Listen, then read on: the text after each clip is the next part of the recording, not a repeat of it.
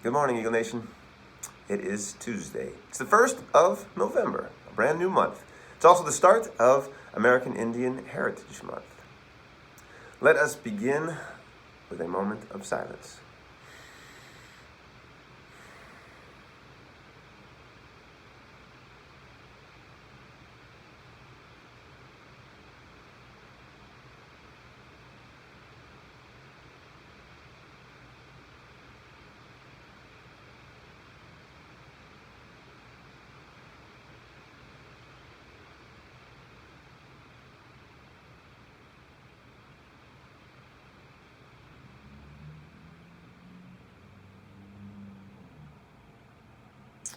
Thank you. And now, your Tuesday morning announcements. And all my friends were vampires. Didn't know they were vampires. Turns out I was a vampire myself in the devil town. I was living in a devil town. Didn't know it was a devil town. Oh Lord, it really brings me down about the devil town.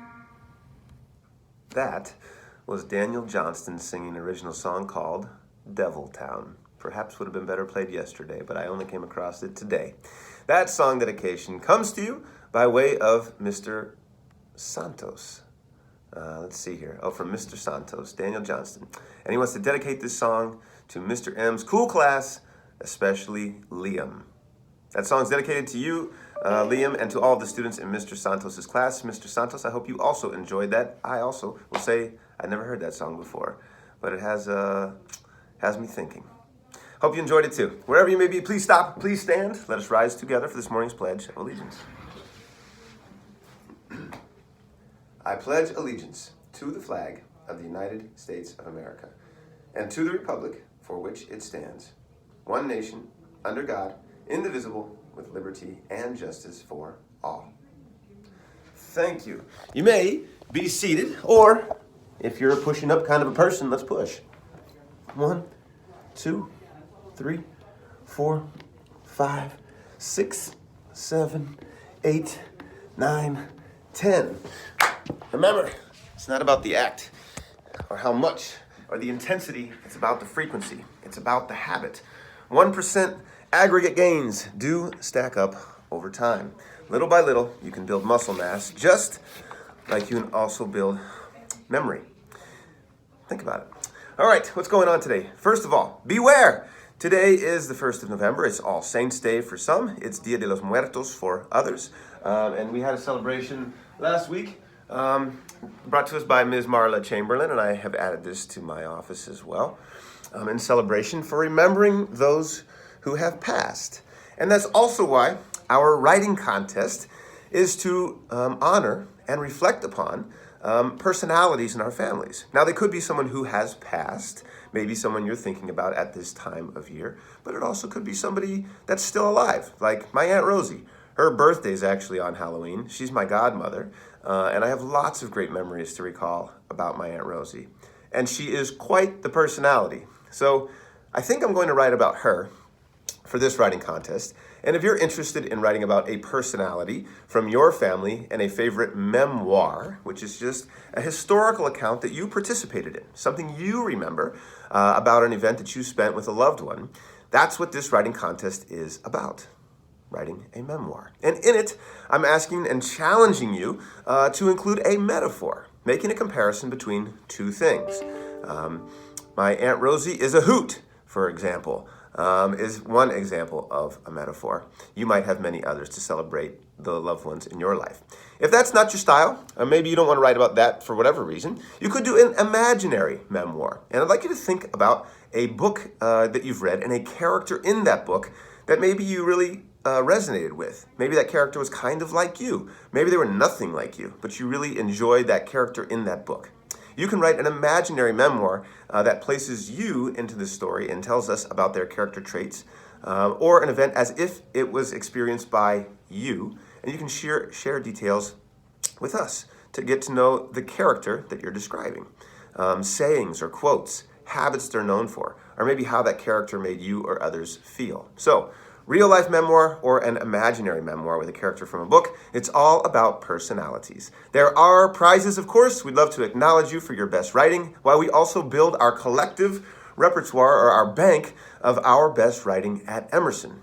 Remember, if you can think it, you can say it. If you can say it, you can write it. And it's about getting the information from your heart and your head, down your arm, to your fingertips and onto the page. So, let's write. We have a couple of weeks to get the job done, and we'll have hard copies distributed. If you haven't already received yours, you'll be getting them in short order. That's it for the writing contest. Tonight is our volleyball game. We head into the semifinals tonight against Magnet. And Magnet has continued to steal this opportunity from us for the last 2 years. So we stand with you, Eagles. Whatever happens, we stand with you. And we're going to be in you're going to be in our hearts. But if you can make the game tonight, it is at Herrera School this evening, and we'd love to see you there if you can make it. It's going to be great. You guys are awesome no matter what happens. Do your best. Also, heading ahead to this week, I have some poetry that I'll be sharing with you periodically in our celebration of American Indian Heritage Month. And these are poems by American Indian authors. So stay tuned for some of that as we'll enjoy some literature together. Otherwise, it's going to be a great day today. We're going to take care of ourselves and we're going to take care of each other, and we're all going to be better for it. Welcome back to those who are sick and are rejoining our team. And if you're not well, get well. We're thinking of you too. Now, some words of wisdom so you can get to the business of teaching and learning. Yesterday, we talked about uniqueness and being the best monkey you can be, or the best camel you can be. And for you monkeys, don't try to be a camel. And for you camels, don't try to be a monkey. Just be the best you can be. But today is about goodness and virtue. So tune in. Here it is. Virtue. It's an old-fashioned word. It's one of those words we don't hear much anymore. But virtue simply means goodness. In other words, when a person has virtue, she does the right thing and she tries to be a good person. Listen to this American proverb. Unless virtue guides us, our choice must be wrong.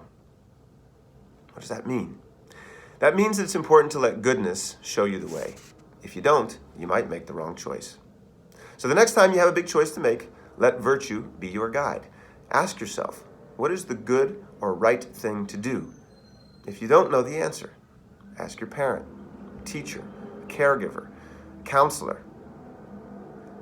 Then let virtue show you how to make the right choice. It's something to think about. This is Mr. Lodato. Mask up today as needed.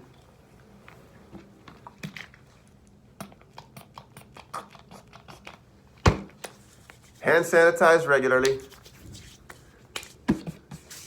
Hats and hoods off indoors, same thing with your sunglasses. Stay in your zones, put away your phones, make it a great day or not. The choice is yours.